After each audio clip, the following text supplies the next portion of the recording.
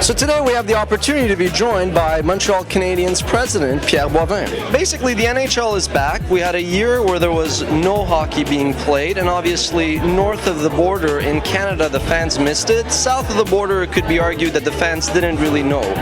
Is that a fair assessment? No, I think that's a little bit too strict. Anywhere there are hockey fans, the fans missed the game when it was out. We had no choice but to do what we did, and I think we came back much stronger as a sport. Certainly the game is much more exciting. We have a much more solid business model as a league. I think we're on to another record in attendance. It's not as well established in many markets as other leading American sports, and so there's still many, many years of work to continue to develop the sport. But certainly the vital signs, as we like to call them, are much better today than they were 2 or 3 years ago. The NHL has been experimenting things with sites like YouTube. What are your thoughts in terms of how much and how progressive the NHL and the teams are going to be with letting their content out for fans to play with online with sites like YouTube or even on NHL.com to sort of maybe just go put all the videos of the games on the web and see whether or not fans will go direct? I think we're going to want to be at the forefront. We're making giant steps as we speak. I think our objective is to reach fans wherever they are and whatever platform that they are operating on. Critics would say that you don't really need 3 hockey teams in the New York market. You know, you got the Islanders, the Rangers, the Devils. Don't mean to put you in a tough spot, but do you think that in the next 3, 4, 5, 10 years you might see less and not the number of teams that there are right now?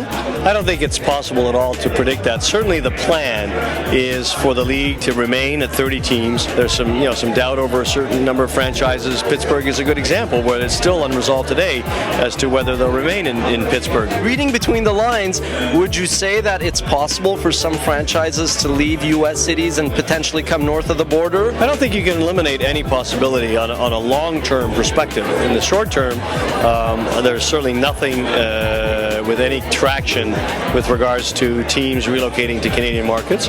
For you, the idea of having NHL players at the Olympics, is this something that needs to be ongoing forever, or is it something that, you have some trepidation because of scheduling issues or fatigue or just potential risk of injuries, or just because you don't think that, NHL players should be in the Olympics for whatever reason? There's no real clear-cut answer at this stage. I think we need to focus on making 2010 great games for all sports, but in particular for hockey. Just give us some feedback and some insight into the job you have running one of the most renowned and successful sports franchises in the world. I'm not the coach, nor am I the general manager of the Montreal Canadiens. And we do have a very sophisticated building that has not just a sports business, but a large entertainment business.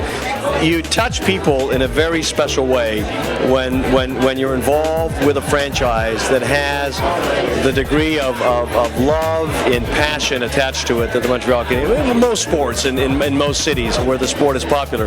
But this is a particular franchise in that it is a true dynasty. It is the winningest franchise in hockey. It has a long history. We'll be 100 years old in 3 years. There's just such a deeply rooted feeling of attachment to the franchise, and that comes with a whole set of responsibilities. One thing we can promise is that win or lose, we'll do everything in our power to make sure that you're proud of your franchise and of your team.